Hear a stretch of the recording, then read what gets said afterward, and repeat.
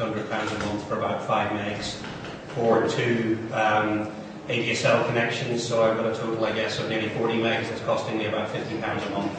So I could be, I'm probably being selfish. I live and work in an urban area. I don't see the cost or availability of bandwidth as a big issue. I do see latency as a big issue, and we're probably going to talk about cloud services at some point in this session. I think sometimes people don't understand kind of how the connections work, and that some of the issues that they're going to see in terms of performance are not related to bandwidth, they're actually related to the latency and the protocols underneath. Where I would accept that there is an issue in rural areas, there is no real economic incentive for the carriers to provide plentiful cheap bandwidth into remote areas. So for sure that's going to be a barrier to businesses wanting to establish themselves there if they are digital in terms of some of their assets. And it's also a barrier, I guess, to home working, which is taking off to a huge degree globally, but that does require people to work effectively from home. And I know for many people that's just not an option because they simply haven't the bandwidth to do that. We could be selfish and say they should move somewhere where there is bandwidth, or else live with the consequence of their decisions. But that, I think, is the one barrier that does exist. The rest, I think, is a bit of a distraction from the other things that are holding us back. Matt, you've been vocal about Kelvin and its true value, if any. All I've done is ask questions about what the value is. I know what the cost was, but I'm not sure what the value is. And I would kind of agree that for the most part, the bandwidth we have is adequate. I live inside Belfast, and I'm getting I'm getting under 2 megabits. Which is fine for surfing, it's fine for downloading the odd app off the app store, it's fine for checking my bank, but it means that online movies, for example, are a nightmare. You have to start downloading them 3 hours before you intend to watch it, and it also causes a life. So, from a selfish reason, I think that we do absolutely need more bandwidth. But some people, who here has BT Infinity or Virgin Media at above 10 megabits? We've got the option of it, Matt, but I haven't turned it on because it's ridiculously expensive and there's a usage cap even on the unlimited, so it kind of negates itself. So, out of this group, which admittedly is not necessarily a representative sample, but out of 20 people, 2 people got it. That speaks to me that we spent an absolute fortune, 48 million or something was spent on increasing bandwidth, and it's managed to deal with 10% of people.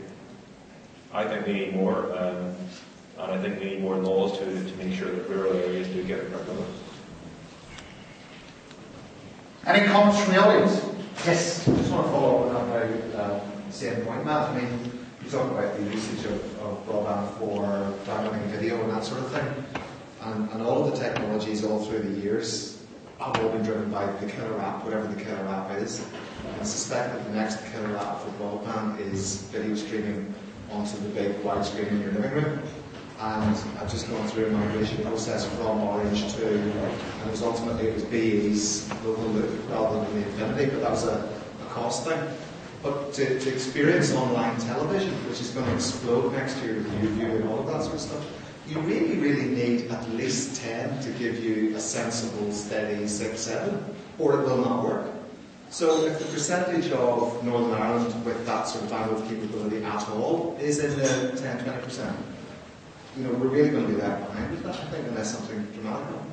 I was asked to contribute to a survey where they were saying, with Kelvin, etc., what sort of bandwidth should we be aiming for?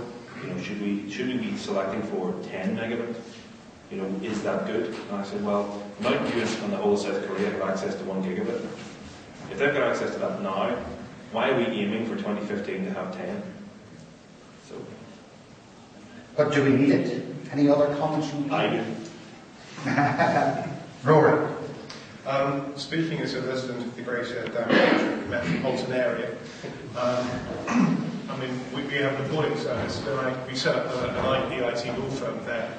It was very much on how close an office could we get to the telephone exchange. It really is like that. So we do a lot of work for clients involving games, involving movies, and we're paying extremely well. Any other comments? Anybody else want to add there? Anywhere?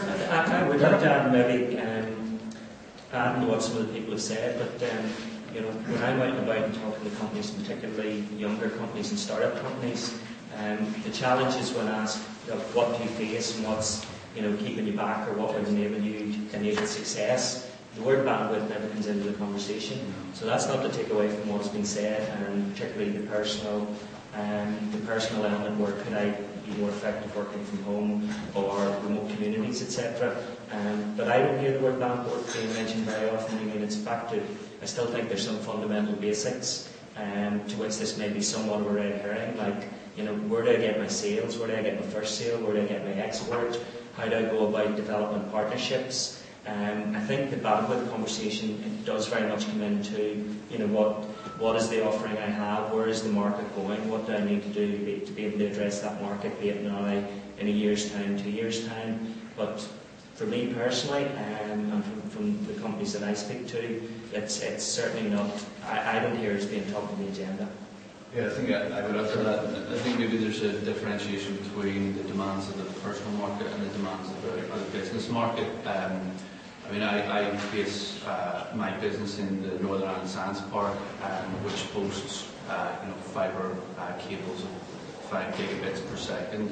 The sky's the limit effectively in terms of what we can get. Now that said, one of the notes I would make is that for a 2 meg link through that, it's something in the region of £350 a month, which seems quite extortionate. And I know, because I pay a number of those tariffs. So I guess, to my knowledge, where a lot of the businesses are located in those hubs in terms of science parks and Weaver's Business Park, etc., etc. I don't believe that there is any real constraint there in terms of the bandwidth that's available. The upload is really a bigger issue. I may have 2 megabit download and I may complain